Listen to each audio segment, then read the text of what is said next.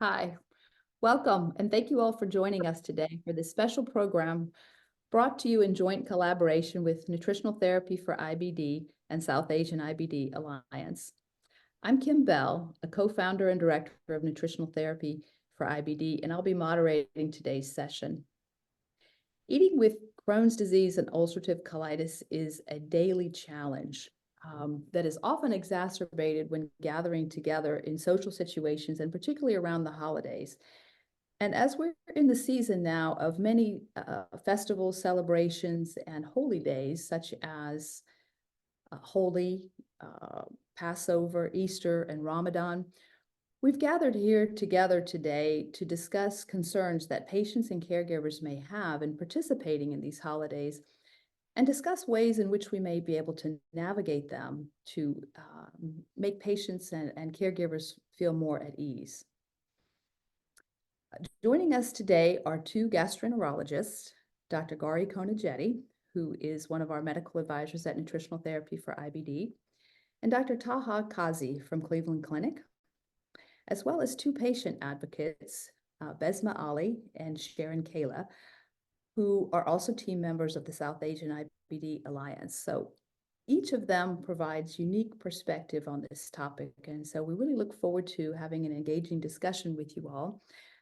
So let's begin by a quick round of introductions. If Dr. Konijeti and Dr. Qazi, if you'd like to start us off, and then followed by Basmah and Sharan, please.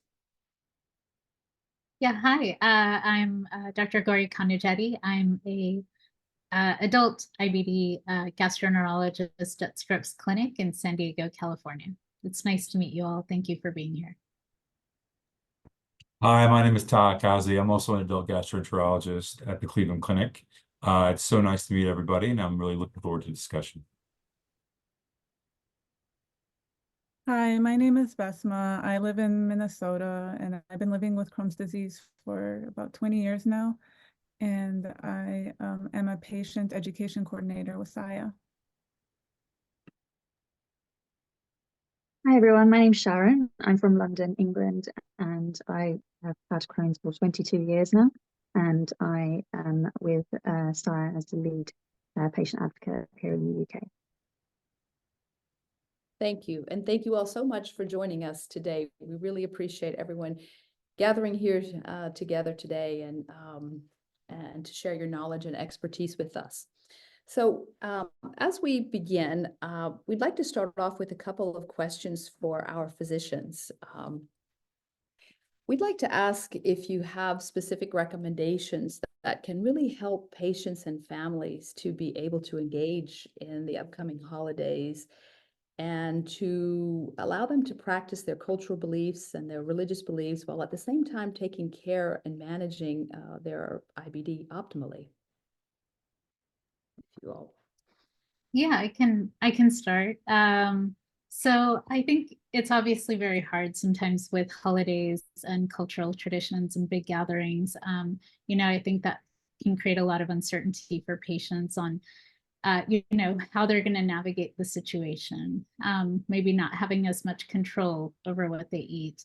And their disease state from an IBD perspective may vary. Some may be in remission going into these things, some may be in flares, some may have recently been discharged from the hospital or had surgery. So I think on the medical side, it's important to just acknowledge where you are. And to think about how best to take care of yourself. I think my best advice would be to know what your intentions are going into the holidays. What do you want to accomplish? How are you going to take care of yourself? And then have a plan. And I'm happy to delve into the details as we go along. Thank you. So yeah, I think, I want to thank the organizers and sponsors for this wonderful talk. I think, and I truly appreciate the invitation. I'll do my best to provide, some of my experience as well as my expertise on this topic.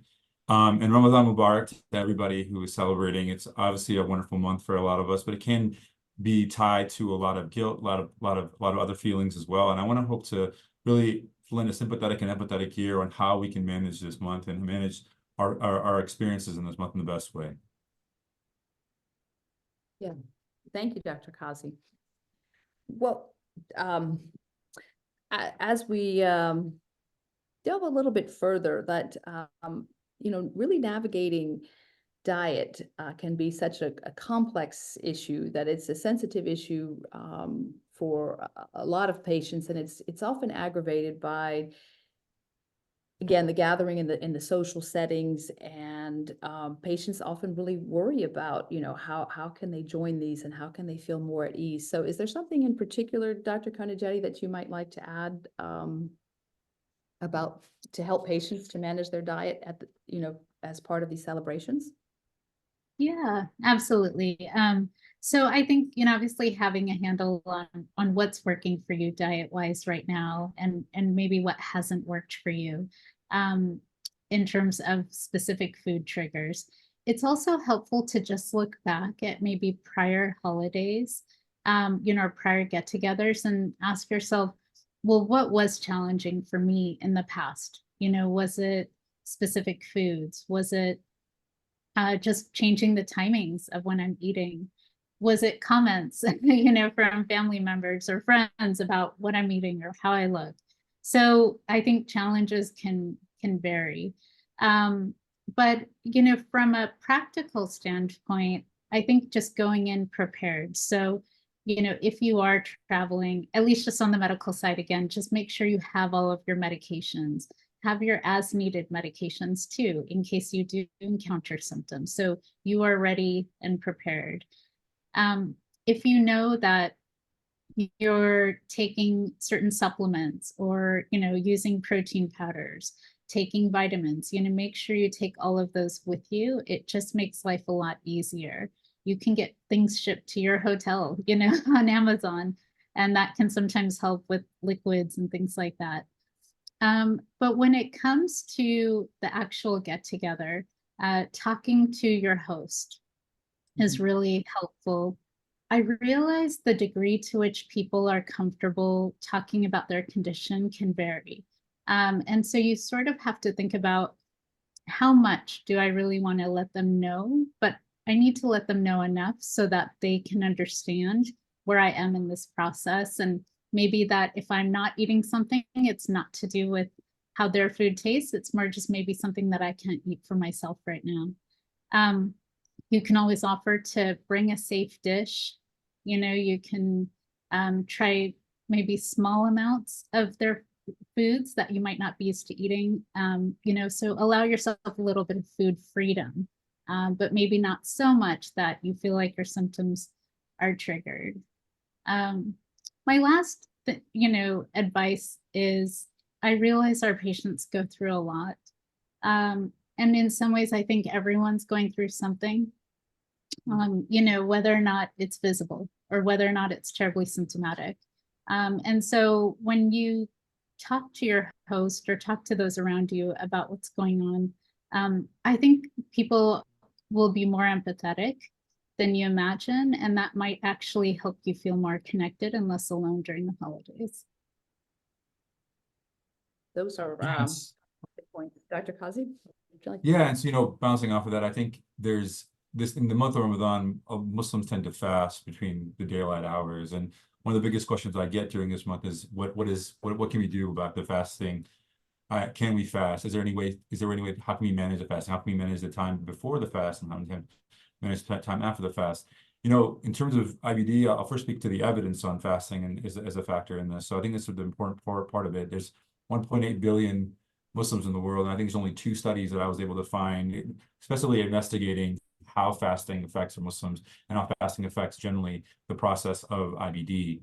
And so, there's one study that was published, or the biggest study that was published in 2022, which was looking at fasting and biochemical markers of inflammation in patients, mainly stool testing and CRP. And it found that in patients who are doing well, there was not a significant difference in terms of the biochemical markers in relation to the month of Ramadan and fasting. There may have been a partial increase in some of the clinical markers in Mayo and some of the scores that we have, but in reality, there wasn't a significant increase. If you look at the data a little bit deeper, patients who were flaring or had higher stool markers of inflammation prior to going into the month of the Ramadan had higher stool markers after as well. So just something to be made aware of. And older patients tend to have higher stool markers or higher surrogate markers of inflammation as well.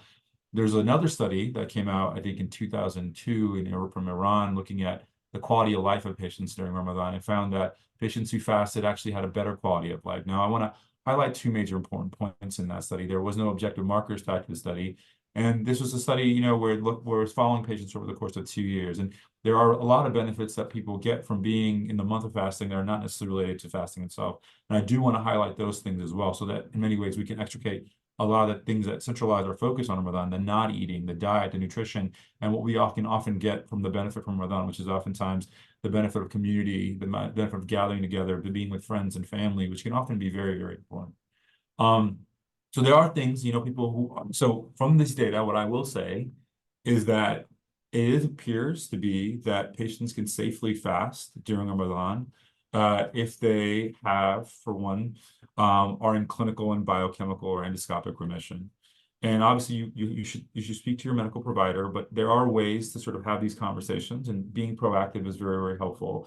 And there are things that you can do both pre and post fast to really help out in terms of sort of really managing managing symptoms during the course as well, and managing fluid intake and things like that. So, you know, first off, and I tell this to all my patients when I have these conversations as they start Ramadan, is to know your body, and to really sort of understand, you know, that in many ways we know our medicine, we know how to take care of you, and we know how to provide some medicine, but you know your body, you know what you can get into, you know what may not be ideal in the situation where you're fasting for 12, 15 hours in a day. When you are able to drink, whether it be in the early parts of the morning, suhoor, or in the end of the day, iftar, really hydrate yourself with electrolytes, water as much as you can. Eat a diet that you think is healthy for you. So, you know, try to avoid things that can be problematic for you in many ways. And if you have to break your fast, and this is really important because oftentimes there's a lot of guilt tied to this, if you have to break your fast, don't be disheartened. This is not something that oftentimes you can manage in many ways when you're feeling sick or ill. If there are other ways that you can be involved in the month without fasting, and you can't pressure yourself, try to do that. Try to help the people who are fasting. Try to help those ones around you. Try to be a part of the community aspect of it, which we know there are benefits from, as I told you in one of the big studies that was sort of studying this. And then lastly, speak with your doctor and sort of really go into this with a plan, understand that there's a lot of community that can be derived from these conversations and these situations. And then lastly, I think I should probably highlight the situations where you shouldn't fast as well, because I think there are cases where it may be really helpful to understand where you shouldn't fast and where it not be ideal to fast. And these are general buckets that I tend to use in my office, in my clinic. So if you're prone to high fluid losses, diarrhea, ostomy output, fistula output that are really significant high, and are unable to maintain that fluid output, even when you are able to, when you're not fasting, it probably is not a good idea to fast, and it's probably not recommended that you should fast. If you're severely malnutritioned, or know that you're malnutritioned, or you've been told that you've been malnutritioned and require increased supplementation and nutritional support, probably not a good idea to fast in those situations as well. If you have severe or very active disease, or on medications that are trying to rescue you, therapy or rescue you from inflammation, I would recommend not fasting in those situations as well. And if you have to take medications multiple times during the day, or need medications orally over the course of the day, or hydration orally over the course of the day, or nutritional support over the course of the day, I wouldn't recommend fasting. And we'll always consult with your doctor, consult with your nutritionist, consult with your providers, and consult with your leaders in faith in these situations as well. I'm only speaking about fasting when it comes to Ramadan, but there's also fasting in other faiths as well that are really, really important. And in many ways, this is something that sort of transcends a lot of our sort of cultural aspects. So those are my large main scale conversations that I wanted to have and really wanted to sort of put out there. And I'm hoping that that's beneficial to many of the folks out there. Thank you, Dr. Qazi. That's really a wealth of information that you've provided to really cover that topic so well, that just to summarize, it sounds like patients can safely fast, but they should really speak with their physician prior to doing so, because it can be very patient specific, and that there are certain situations in which it may not be advisable for some patients if they're malnourished, like you said, if they're having high ostomy outputs, or are just having more active disease. So it's very patient specific, but it's good to know that that patients can safely participate in that when they're in a good place. So thank you so much for that. Are there any other special considerations that we might want to discuss here with our clinicians before moving on, like patients who are using exclusive enteral nutrition during this time, or partial enteral nutrition, or TPN? Dr. Konijeti, would you have any thoughts for additional information to share with them in regards to participating in cultural events? Yeah, I think those definitely make it more challenging, because oftentimes patients are having flares or maybe have lower states of nutrition where they need these forms of dietary support, not just for nutrition, but even maybe as a form of therapy. So again, I think like Dr. Qazi has also said, sort of knowing where you are and having a plan is really important. It's helpful to talk to your provider about whether there's any flexibility in those approaches over the holidays. For example, could you have, a few bites of something? Could you have a meal? Maybe you could start transitioning from EEN to PEN, for example, with part of your diet coming from whole foods. And if you are going to liberalize, right, maybe that's where you do need to watch your portion size or watch exactly what you're eating so that perhaps it mimics the effects of EEN or is better tolerated, right, than say like a food trigger, for example. But I think this is also where talking to your host or talking to the people you're going to be around is helpful. If you are going with a relative or family member and you don't constantly want to get asked by people, well, how come you're not eating? How come you're not eating? That comes up all the time. Or, and people unfortunately tend to take that personally, even when it's not personal. So, how do you navigate that? Well, I think if you have someone that you're going with who can also help advocate for you, it might take some of the pressure off. If your host knows in advance, it may also just help avoid those types of types of challenges. And then, I guess the other thing that's sometimes helpful is then how do you spend your time, especially when so much of our tradition is centered around eating? Well, maybe you could engage in non-food-based activities. Maybe you help set up for an event. Maybe you play games with the kids. Maybe you suggest going out to look at Christmas lights. Maybe you're doing more of the crafts or putting together gift baskets. Whatever it is, you can find ways so that you're not constantly feeling left out from the eating part, but maybe focusing more on how you can engage in a different way. Yeah, those are super helpful. And I look forward to engaging Basmah and Sharan more on this topic, because I know they have a lot of personal experience that, can also really, I think, help patients a lot. But before we move on to that, Dr. Qazi, is there anything that you would like to add in terms of, EEN and PEN and these other, special considerations they have? I think Dr. Konijeti really did hit it on the head. I think there's knowing your body and knowing what you can and can't do is one of the most important things. And then really understanding that when so much of your culture is tied to eating and food, it can be really tough. So having those conversations beforehand with the host or with the team or with the family, or just saying, today I may not be up for it today to a certain degree, to have those things are things that are really quite vital. I think being a part of that community is oftentimes more important than actually, or than actually trying to eat as many food or eat the fried foods at the night and at the end of the night, or eat the things that can be problematic. And so there's ways that you can be a part of community. And I try to enjoin my patients to sort of really seek what they can do to really help others and help be a part of that community without sort of really tying themselves to the diet that may sort of be entailed in that situation. That really, I think, is where I see most of the benefit in patients who are in EEN, EEN or PPN, where I ask them to be a part of, for example, aspects of the community that are not necessarily tied to the weight, whether it be setting up the event, whether it be organizing, whether it be taking care of other things. And I think that can be a really worthwhile experience for a lot of our patients. Really great points that, it's so important to really be more a part of the event and not so much, focused on the food or partaking in the food, that shouldn't keep people from participating in the manner that they're able to. Those are such great, important take-home messages from this, to allow more to participate in the ways that they're able to. So this is a perfect time for us to really transition and to have Basmah and Sharan really share more of their experience with us, because they just really offer such knowledge and experience from personally navigating some of these cultural holidays. So let's dive in there. Basmah, would you like to start first? Yeah, absolutely. So I just wanted to say also Ramadan Mubarak to everyone. And Ramadan is the 9th month in the Islamic calendar. And since we were kids in Islamic lessons, we were taught the main way to practice is by fasting.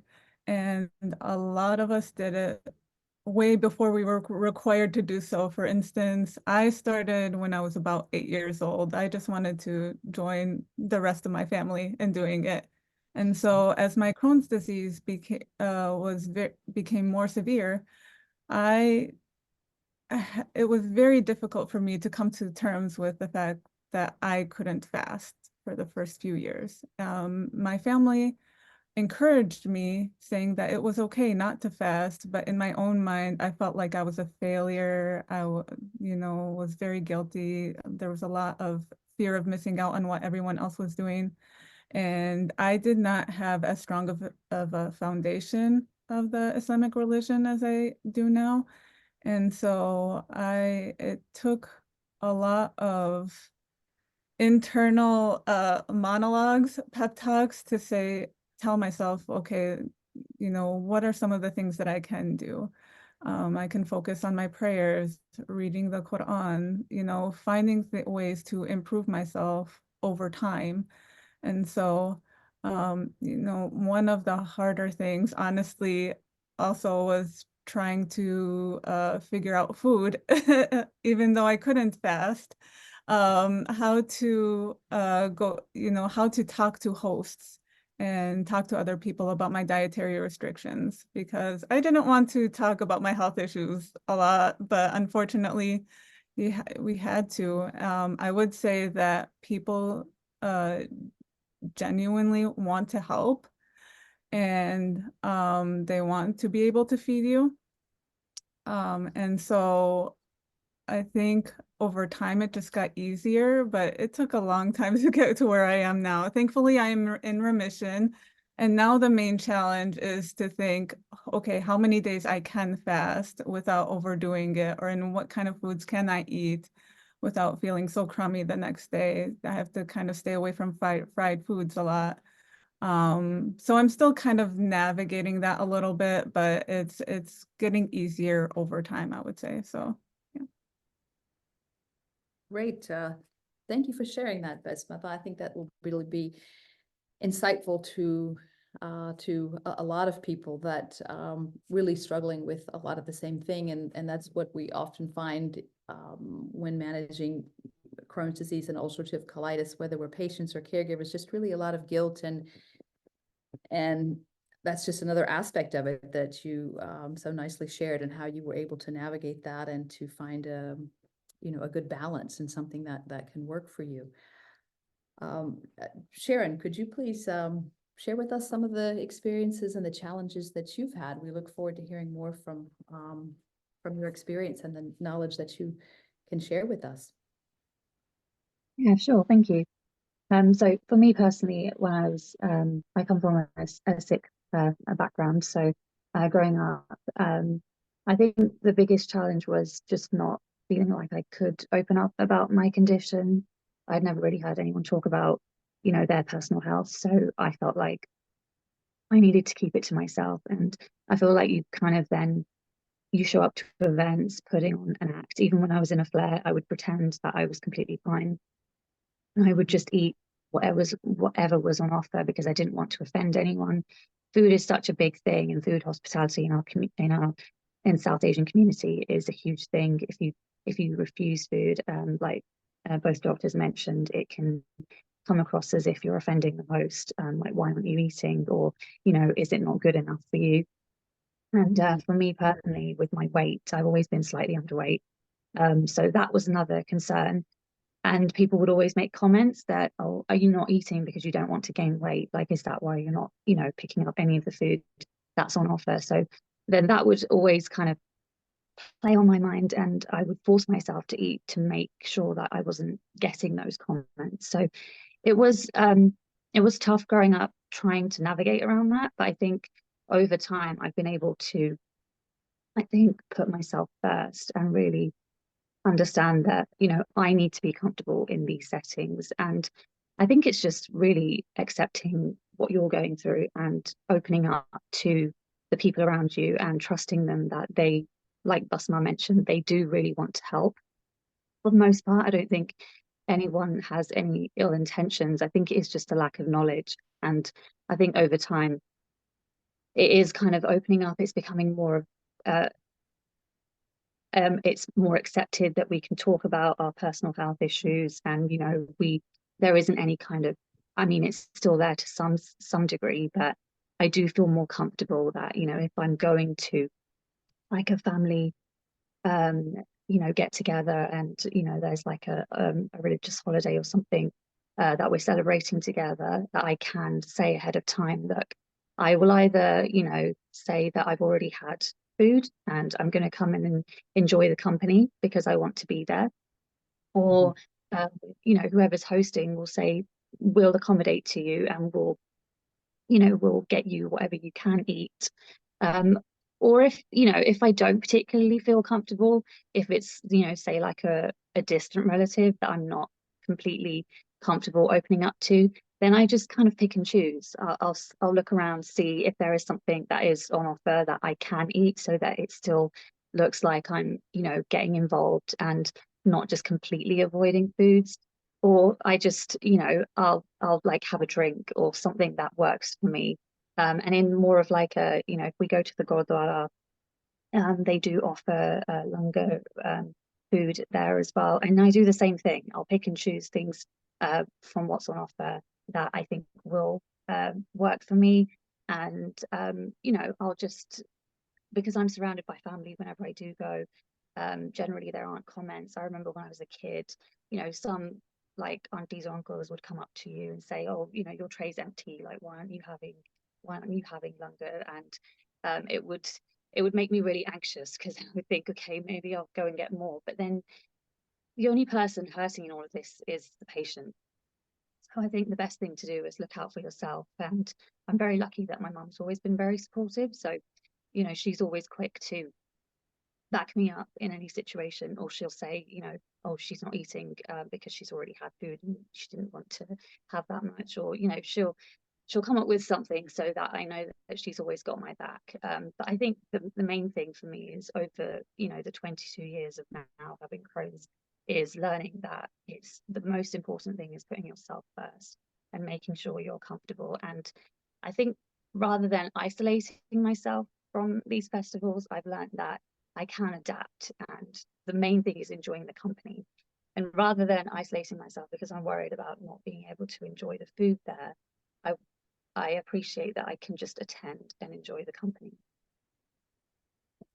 So well said, Sharan. Thank you for sharing that. Basmah and Sharan, you've both really shared some personal experience that can really help all of us here in having a better understanding, and it can really help a lot of patients to feel comfortable to open up and to share, because it can be really hard to share the circumstances of why. But I think in the long run, like you said, it will allow to participate in the way that you're able to, and to feel welcome in that environment, and be able to participate in it rather than being isolated and not participating at all.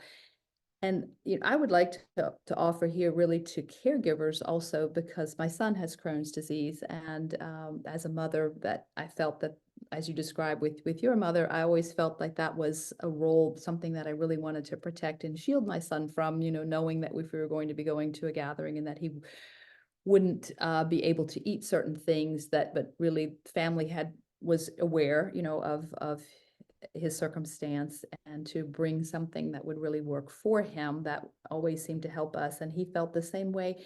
as you described, that he wanted to really be able to enjoy the company, to be able to enjoy the event, and not have the food be the deterrent. So I think that's something that, if caregivers are really listening and joining us today, that's really something that you can do, because we're all adults in this situation, but you know, there are other mothers or spouses and what have you, that just being able to advocate for your loved one and being able to help them share the load of the awareness of what they're going through, so they don't constantly have to speak up for themselves, and to look out for them, I think is helpful.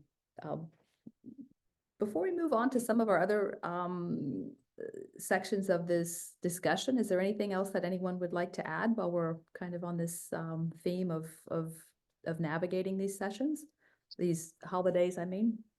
Yeah, I'd like to just follow up on what Sharan and Basmah said, and thank you both for sharing your experiences and being vulnerable today, because I think there are a lot of patients and loved ones out there who can relate to you. And I think just to speak to what they're saying, it is hard to advocate for yourself. It is hard to know what to do in those types of situations. One of the things I've talked to my patients about is anticipating those and then thinking about how are you going to respond. So rather than sort of struggling in that moment or being triggered emotionally per se, you're already armed with, you know, what is my response going to be when I'm faced with those? You know, and I mean, you know, I think we all get comments from aunties and uncles, whether or not we want it. And so, you know, I think whether you have IBD or not, right? I think it's always just helpful to think about how you're going to respond. But what we want to avoid is that disconnection, right? The holidays are all about connection, spending time with family, you know, checking in, what's been going on in your life, you know, how's school, how's work. And so just thinking about how you can respond so that you can stay connected is hugely important. And I'm glad you found your ways, Sharan and Basmah, over the past 20 years, but I'm sure it's been hard along the way. And so I think what you're sharing with other patients and caregivers is really valuable. So thank you. God bless, Sharan. Thank you so much for sharing your experiences. I think it's, you know, there's a lot of commonality, I think, in many ways, that in what you're speaking about, and the idea that there's these sort of occasionally this guilt, this sort of inherent sort of misunderstanding between folks. Sometimes that can happen, and sometimes having these conversations can be helpful, but sometimes having a bodyguard from these aunties and uncles can be helpful as well. And so you know, there's an important need from us as providers and clinicians to involve caregivers and caregiver supports in these situations as well, to really sort of eke out that understanding that, you know, you can be sometimes the advocate when our patients are not feeling up to it, because in many ways, in these situations when you don't want to be made to be felt vulnerable, you need that protector sometimes, and that can be a friend, that can be a loved one, that can be a spouse, that can be a cousin, that can be mom, that can be dad, that can be a lot of people. And I think having those conversations early on before some of these sessions, or these sessions, these events can be often very, really, really profound. And we as clinicians should really try to move to sort of involve these caregiver supporters in our patients' conversations.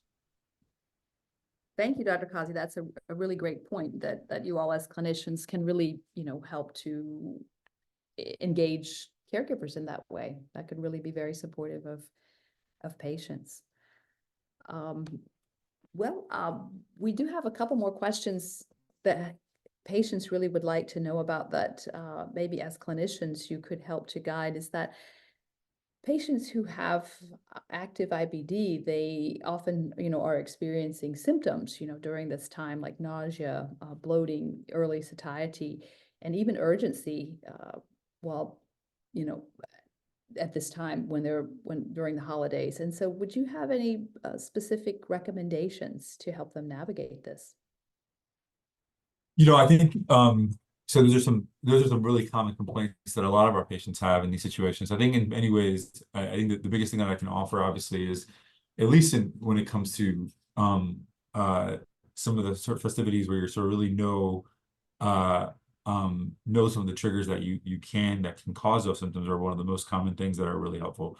Dr. Konijeti mentioned, you may know some of these triggers that have happened in the past, in prior events, prior situations. It may be worthwhile sort of really trying to avoid those. Or if you are going to indulge, understanding that you may have to pay for it in the next day or so, or potentially have to really limit that sort of process. So really be aware of the things that are going on for you.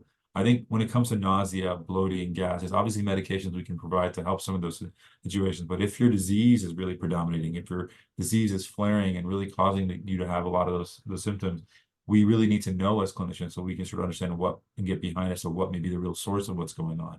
Is it just the food that we're eating at the middle of the night, or is it the food that we're eating at these events or these parties or these melas and these iftars? Or is there something else that we're sort of hiding here that we need to really look into? And so it's really important to talk to your caregiver about, to your provider about these things. And then lastly, I think understanding your body and really knowing what you can and can't take in during this month or this week or this year or this date is really one of the biggest things that I think I really work with my patients to sort of establish. That often is in the context of a medical home like we have at the Cleveland Clinic, the dietitian, the GI psychologist. It really allows us to sort of get to the idea as to what is it about the food, what is it about the diet that really is is a source of anxiety, the source of symptom mismanagement and sort of misalignment in issues. Great, thank you. Yeah. Dr.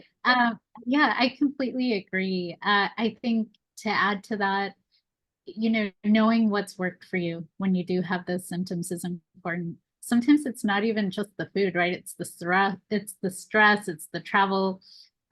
Any number of these things can trigger these symptoms. But what's helped you in the past? For example, if something like Zofran as needed helps with nausea acutely, then have some on you. With patients who have urgency, a lot of times this isn't the first time they've had urgency. So what's helped? If you use mesalamine suppositories or budesonide foam, for example, or different rectal therapies, maybe that's what you need to take with you so that you have it on hand should you run into issues. But I think, like Dr. Qazi said, also really talking to your clinician, because you need to know what's driving that. Do you have a stricture? Are you in a flare? So on and so forth. The last thing I would say is, especially if you're traveling or going outside of the city you live in or get care in, just know what your game plan is going to be. If your symptoms really do get more significant, where can you go locally to get help? Where is there an urgent care or an emergency room? Because some patients may be more tenuous. And the worst thing that could happen is, you're just trying to navigate it yourself. But if your symptoms get really, really significant, you don't want to develop complications or issues. So just know where you can go, wherever you go.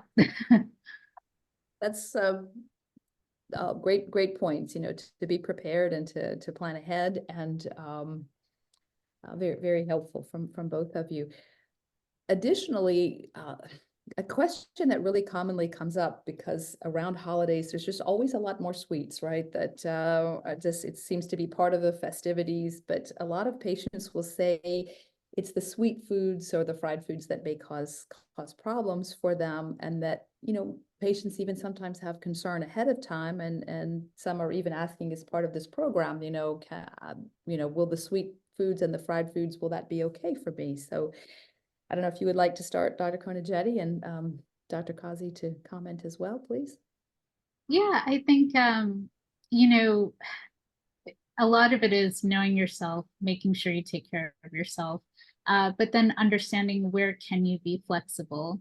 And yeah, I'm not going to lie, like those sweets and foods that they serve at holidays are so good, and they can be tempting or hard to resist. But for yourself, can I maybe have a little bit and still be okay? So maybe I'm not going to have 3 laddus, maybe I'll just have half of one and be fine, for example. So I guess knowing where you can be flexible, but knowing what your thresholds are can be really helpful too.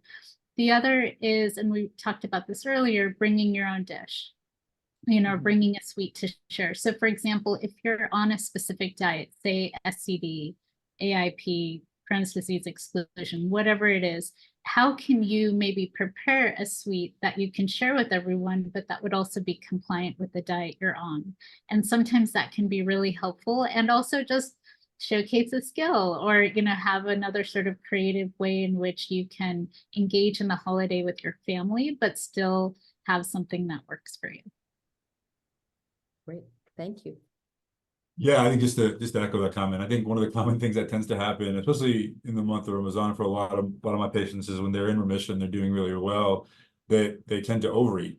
They tend to indulge at the end of the day or in the morning, and tend to result in and even in Holi, actually, they tend to overeat and to overindulge, and in many ways they end up gaining a couple extra pounds and a couple extra pounds and a couple of things, which can be problematic in its own way.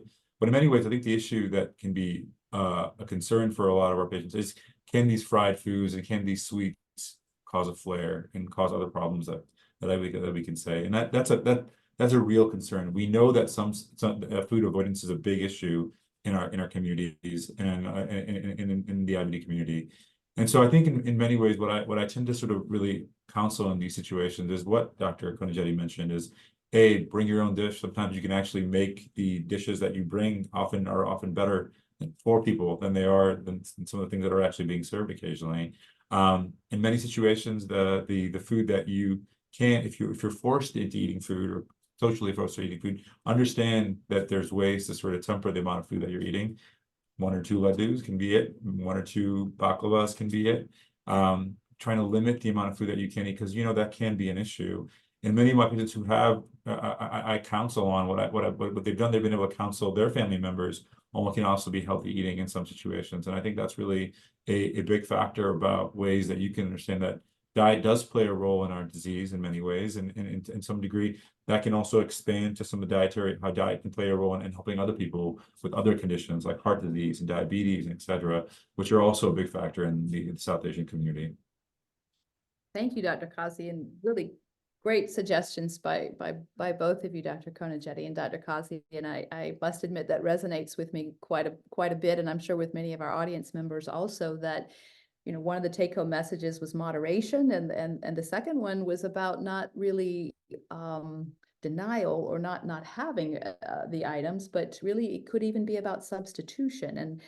And I must admit that is what has worked for us in our family, is really substitution, that you still have a sweet, but it might be made with dates or honey or those type of ingredients that might work well for you in that circumstance. So you still partake in that, and you still have something sweet, and it's very gratifying, I must say, when like you mentioned, Dr. Qazi, when others who don't have to be on a special diet, sometimes they actually prefer the dish or the item that may have been brought or been made for someone, in particular for Crohn's disease or ulcerative colitis, because that doesn't mean that that they aren't also very tasteful and very good and enjoyable also.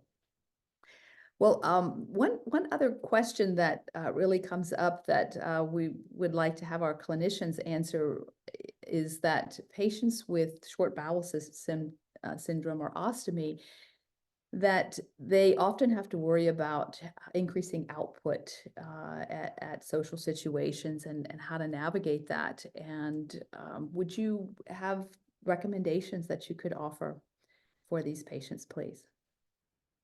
I think I mentioned earlier in the first part of, at least with fasting, I tend to worry a lot of my patients who have significant or really large amounts of volume output when they're having an ostomy. And in these situations, I often will tell patients it may not be the best situation for you to fast through the entire month or fast on this day. But then I also have conversations about patients and what they can do to manage some of their sort of output to sort of go through this. I think Dr. Konijeti did mention the idea of using something like Zofran, which is used in both nausea, but also been known to decrease ostomy output in many of our patients as well. I also occasionally will use other medications like antidiarrheals to manage output. When I know a patient who doesn't necessarily need to be on antidiarrheals or anti-emetic agents is going to a big event or something of that sort, because I presume that, sometimes overindulgence can take the better of us in these situations. And so in many ways, this is a way of just sort of being understanding, and that there are things that we can do. In a patient truly with short gut syndrome, or somebody who has significant or large volume ostomy output, you do want to work with your medical professional, come up with strategies around these events. But you also want to make sure you understand that there's situations where you may not be able to to manage these things, and you may not be able to fast, or you may not be able to intake or partake in some of the things that other people are doing. And these situations are where I think it's really important to understand that you can extricate the food or the diet aspect of this of the event with meeting people, with understanding of things that you can do. And I think that's where I really try to push my patients to really go through those conversations again that we sort of discussed earlier in this talk. But those are the things that I tend to use most often, and I'm really eager to hear what Dr. Konijeti does in these situations as well. Yeah, I would agree. I think coming armed with electrolyte-based fluids, or something in your backpack or something in your purse can be really helpful. Getting tanked up per se, before the event can be really useful too. So you're not going into it dehydrated or symptomatic. And if you do get dehydrated or symptomatic, have your exit strategy. It's okay to excuse yourself and, go get what you need or take some rest. Think about how you've done that in the past too. So that maybe the next day you kind of know to take it easier, for example. The other thing I also emphasize is just making sure you have extra ostomy supplies. That can be very, very helpful, especially if you're out and about and you don't usually have all the things you do at home. Just carry extra supplies with you. It's a huge blessing. And then I know some patients who carry like little tiny bottles of deodorizer and things like that. Just because you may be in a situation where you need to empty your bag and you're at a guest house, or maybe you don't have an ostomy, maybe you have a J pouch or you're going more frequently. There's little tips and tricks and things that people do to navigate those situations, I guess, without it necessarily being super audible or having it smell or things like that. So hopefully that helps. Yes, thank you. Thank you for that. And we would like to discuss a little bit more about how patients can really help navigate the social settings and communicating with family members. And I think we touched on that a little bit in the earlier part of the conversation, but Sharan and Basmah, we'd really like to have you maybe expand on that a little bit for us about how patients can engage in those discussions in advance. Sure. I think for me personally, I choose to just go with honesty now. I see it as an opportunity to educate my relatives or anywhere I'm planning on attending, rather than being so secretive and like standoffish like I used to be growing up, and as a all through my teenage years. I just feel like it's so much easier for me to be honest. Like I'm on a restricted diet. If I can't eat these certain foods, but don't let it take away from the event. Don't make this all about me and my diet. I'll be fine. I can accommodate to what is on offer, or I'll bring my own dish, or I will eat before the event, or I'll eat after. So I just find ways to kind of accommodate, because I don't want the main focus of it to be like, oh, Sharon's not eating. Why isn't she eating?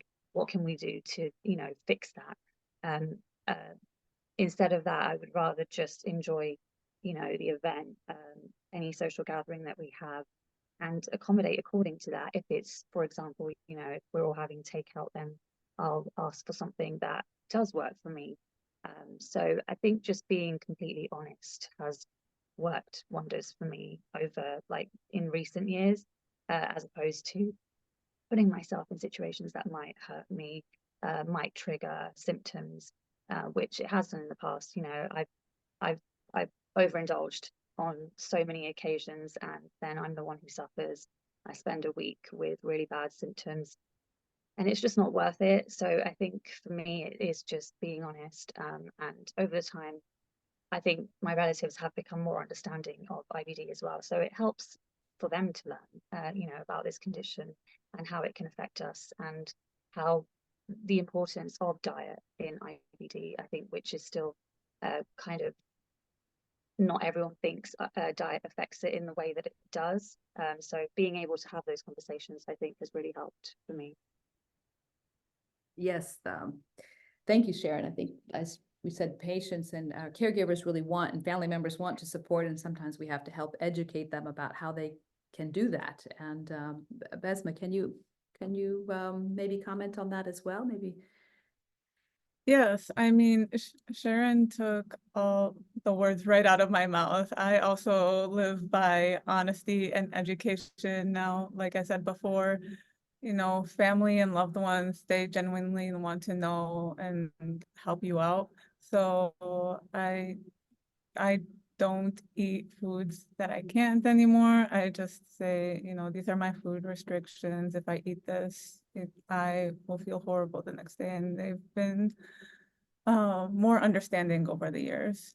And I would also say now that I'm at the age where all of my friends are kind of taking over the iftars now.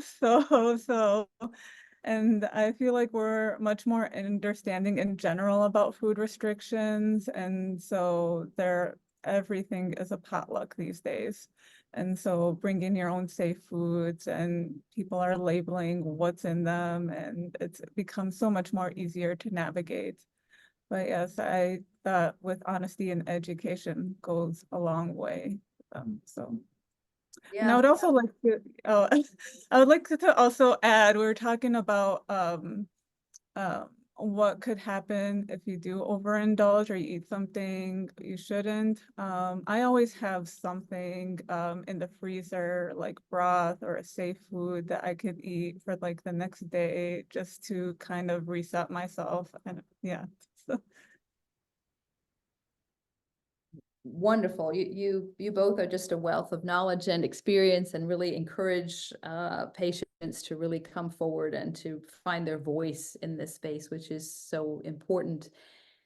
And I think we can all do more to help normalize that that patients with Crohn's disease and ulcerative colitis, they have dietary needs and they do eat differently, and that's okay. And it really is becoming more so, as you mentioned, food is more often labeled, that a lot of people have sensitivities and allergies with foods, and just to normalize what's in the food and the ingredients, and it makes everyone feel more accepted and included.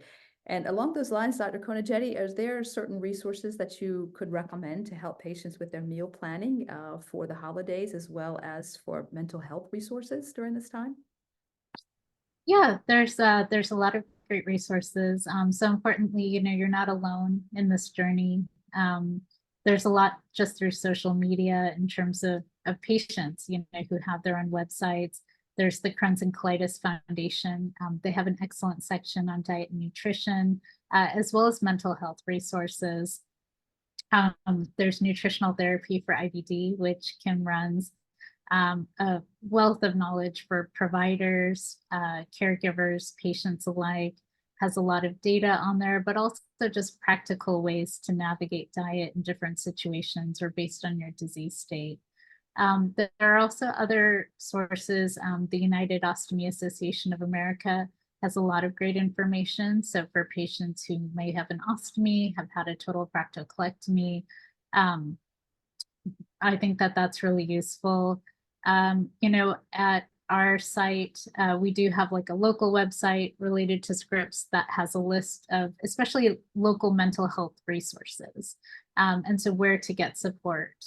And then I think, you know, otherwise, just like Sharan and Basmah have said, just knowing your triggers and planning for them.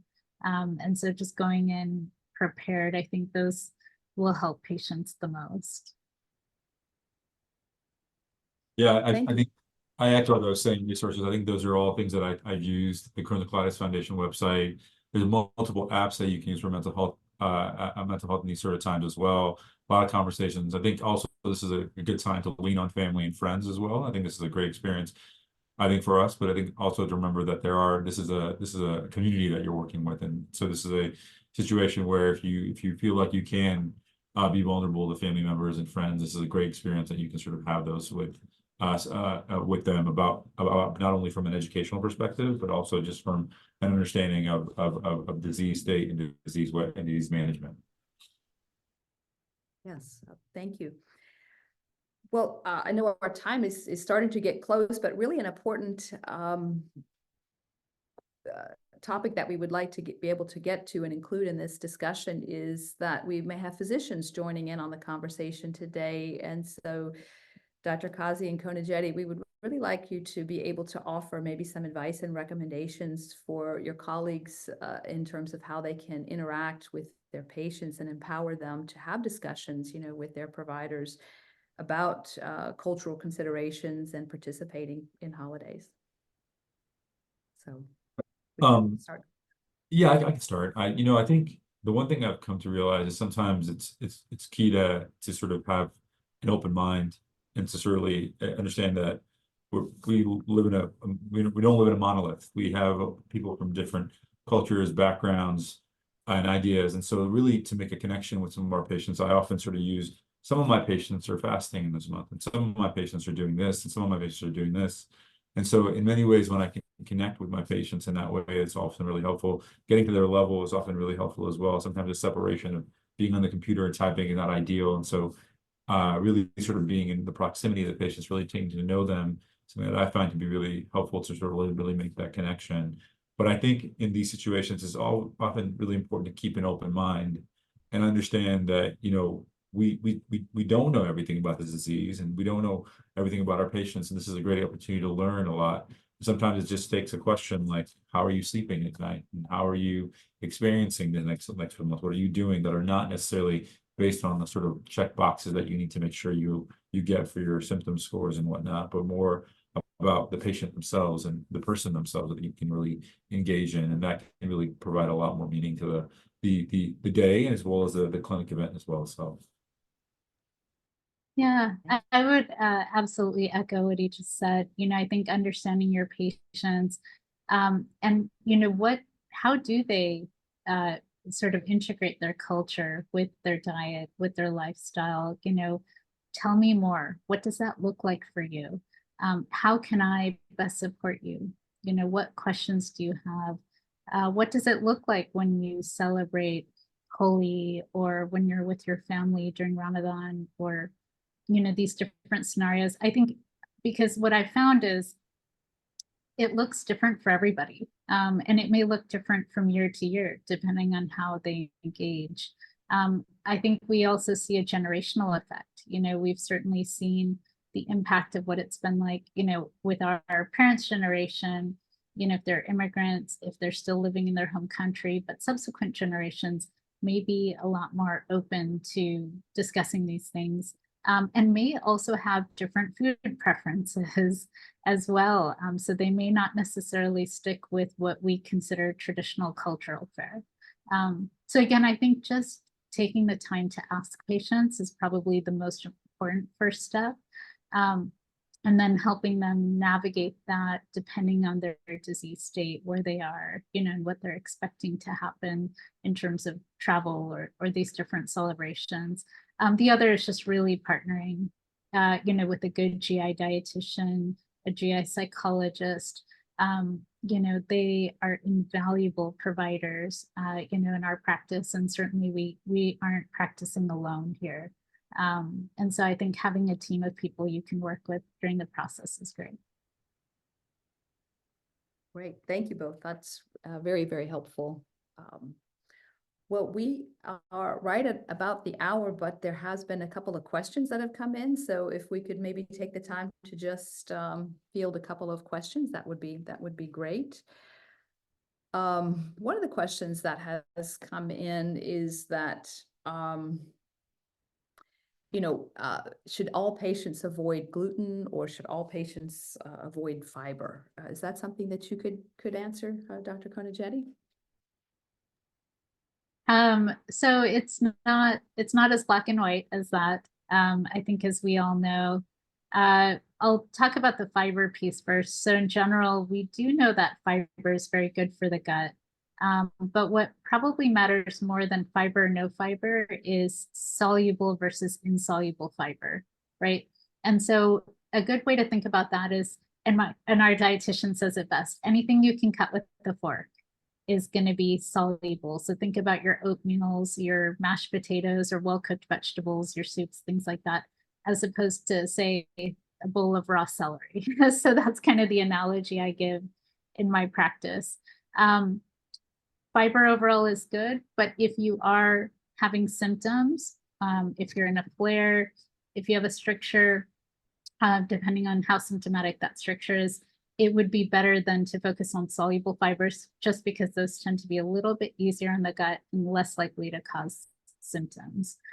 We also know from all these different studies of diet that a lot of these diets, whether SCD, CDED, AIP, Mediterranean, for example, include fruits and vegetables. And so you can actually tolerate fiber as a way to help reduce symptoms and inflammation.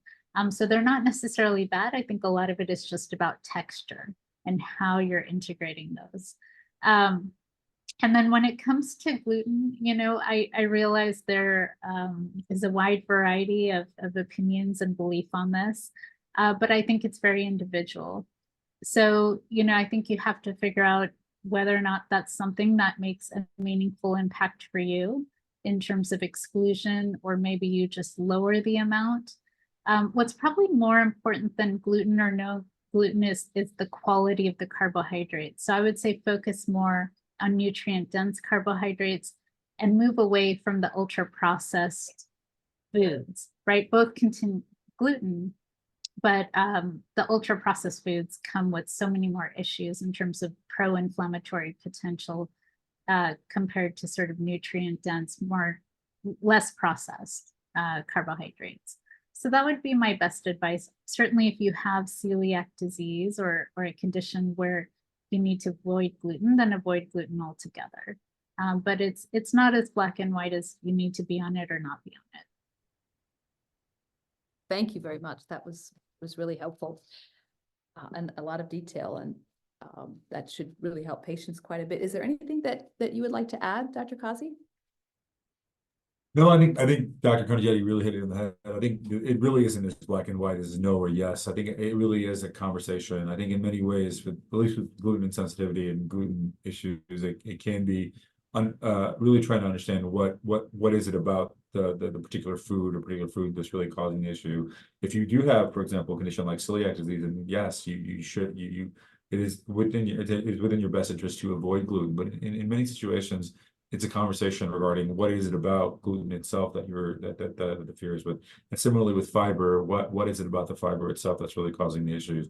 Is it the bloating? Is it the gas? Is it the fact that you get blocked up because you have a stricture? And so those are the conversations that really need to happen. It really isn't a yes or no question. Certainly. Well, one I definitely want to get in is one that is directed at you, Sharan, from the audience, is if you might have a particular way that you describe using exclusive animal nutrition to your family members or loved ones that could help make others have a good explanation for it. Yeah, sure. I think, again, just being honest has helped me. Like when I've been on enteral nutrition, as a kid, I had an NG tube for around 12 weeks. I found it harder to actually explain it then, but I didn't really have the opportunity to kind of open up about the conversation because it was obvious I had an NG tube. So it was like the questions would come flooding in before I even had a chance to navigate around the conversation. But as I've gotten older, if I do take enteral nutrition or when I need to, I just, go through the fact that I am on a restricted diet and I need to make sure that I'm getting all the nutrients that I need. And this is helping me do that. And I think in a way, it explains the not being able to join in, with all and eat the food that's on offer. So by way of explanation, I would just say, being honest, that this is helping me with my restricted diet right now.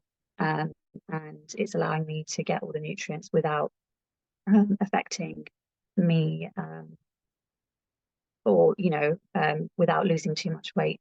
If I'm not too comfortable going into detail, then I'll just say that, I'm just giving my bowel a bit of a rest. And I'm taking enteral nutrition just to give the gut a rest. And then I don't really go into any more detail than that. I think I think it's up to the patient that you can share as much as you want. You don't have to feel like you need to overshare.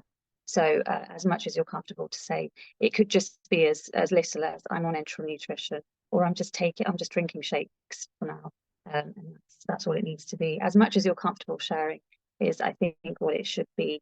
A lot of people take protein shakes for, exercise and stuff. So you could even say, if you're not comfortable going into detail, that it's just a protein shake, and it's just a part of my daily diet. So you can navigate the conversation however you feel comfortable, I think. And there are ways to make it so that you're comfortable in sharing the information that you do. Okay, thank you, Sharan. Is there anything that anyone would like to add to what Sharan has shared, or any other comments anyone would like to share or make before we wrap up? No? Okay.